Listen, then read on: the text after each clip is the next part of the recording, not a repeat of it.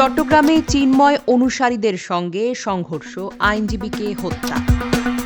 চতুর্থ কিস্তির অর্থ ছাড়ের আগে ঢাকায় আসছে আইএমএফের দল ইসকন। এটি কি বিশ্বে নিষিদ্ধ সংঘ? নীনা হামিদকে নিয়ে মৃত্যুর গুজব, তা জানালেন শিল্পীর ছেলে। এতক্ষণ শুনছিলেন শিরোনাম, এবার বিস্তারিত।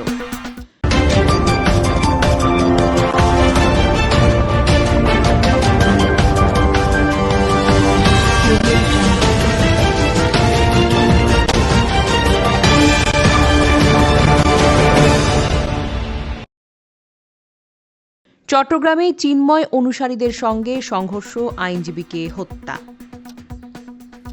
চট্টগ্রামে আইনশৃঙ্খলা রক্ষাকারী বাহিনী এবং আইনজীবীদের সঙ্গে বাংলাদেশ সম্মিলিত সনাতনী জাগরণ জোটের মুখপাত্র চিন্ময় কৃষ্ণ দাস ব্রহ্মচারীর অনুসারীদের সঙ্গে সংঘর্ষের সময় এক আইনজীবী নিহত হয়েছেন।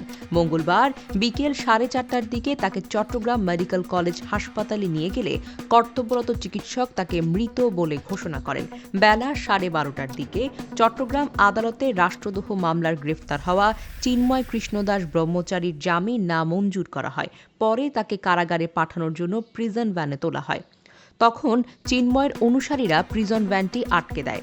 তারা এই সময় বিক্ষোভ শুরু করে। চট্টগ্রামের আইনজীবী সমিতির সভাপতি নাজিম উদ্দিন চৌধুরী বলেন, বিক্ষোভকারীরা এক আইনজীবীকে চেম্বারের নিচ থেকে ধরে নিয়ে কুপিয়ে হত্যা করেছেন। নিহত আইনজীবীর নাম সাইফুল ইসলাম ওরফে আলিফ। তিনি সহকারী সরকারি কৌঁসুলি। সাইফুল লোহাগাড়ার চুন্তি এলাকার জামাল উদ্দিনের ছেলে। ইসকন, এটি কি বিশ্বে নিষিদ্ধ সংঘ?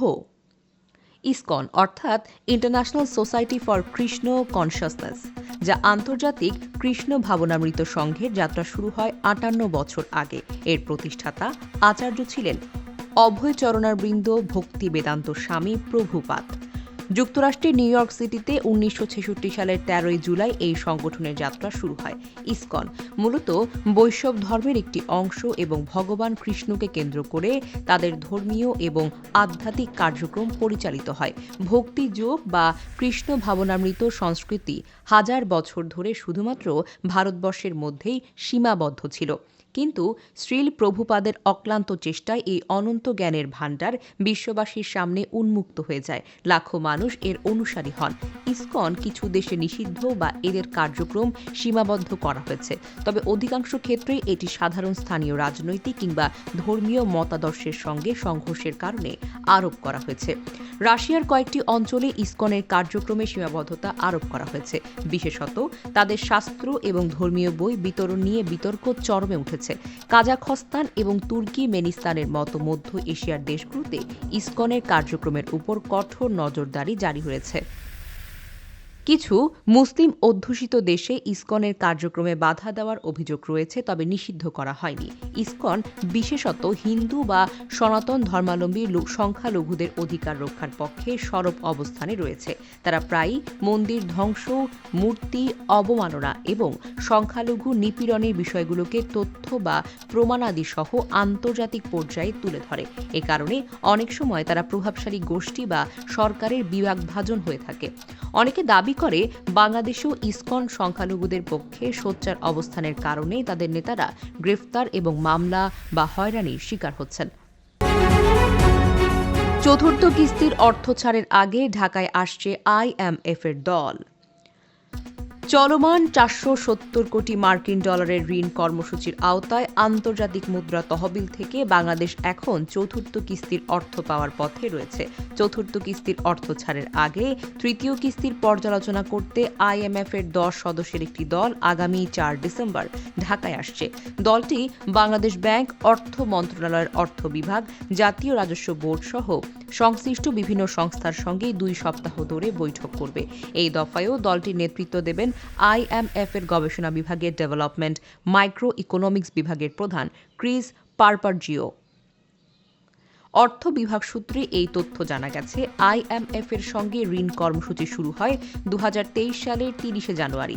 এরপর 3 কিস্তির অর্থ পেয়েছে বাংলাদেশ।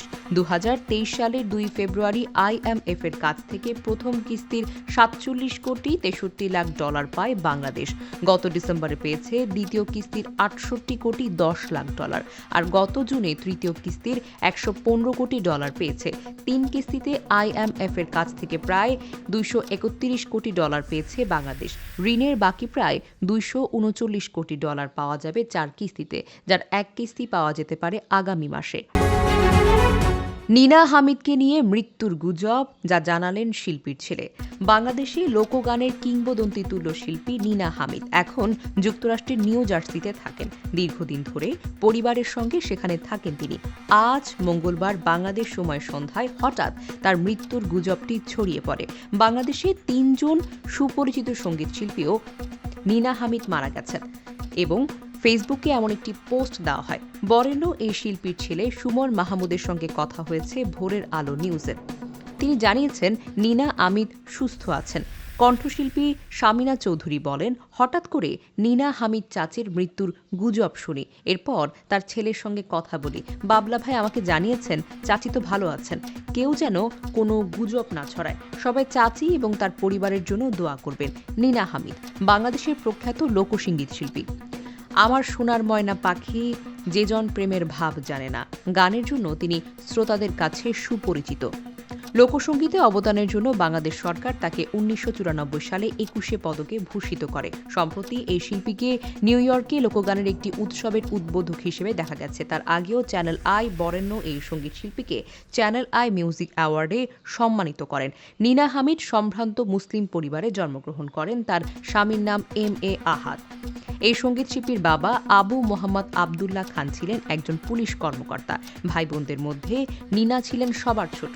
তার বড় ভাই মোজাম্মেল হোসেন এবং বড় 2 বোন রাহিজা খানম ঝুনু এবং রাশিদা চৌধুরী রুনু। নীনাদের পৈতৃক বাড়ি হল মানিকগঞ্জ জেলার নওদা গ্রামে।